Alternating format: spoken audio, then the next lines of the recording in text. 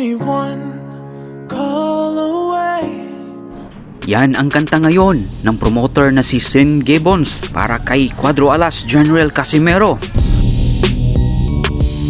Nakahanda raw siyang ikasa ang bigating laban na Oya Inoue versus Cuadro Alas.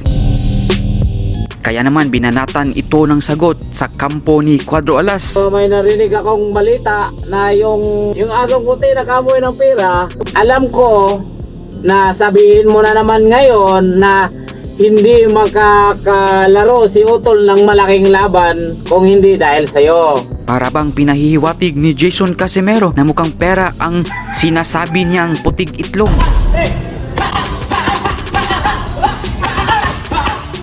Sa kanyang karugtong na pahayag, sinabi ni Jason Casimero na may bigatin ding laban si Cuadro Alas ngayong taon at hindi na nila kailangan ang putig itlog.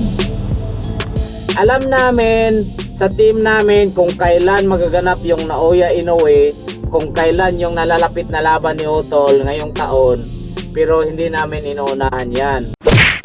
Sa kabilang banda naman po mga kaibigan, dahil nga po merong mga Pinoy boxing fans na nagsasabing isabong na lang ang kapwa Pinoy na si Cuadro Alas at Tapales, kaya naman gumawa ng survey courtesy of Sports Talk PH.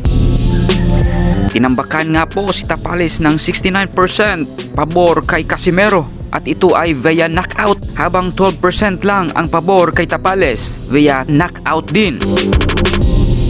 Take note po mga kaibigan, ito ay isang survey lamang po at hindi ito ang nagdidikta kung ano talaga ang resulta ng totoong laban.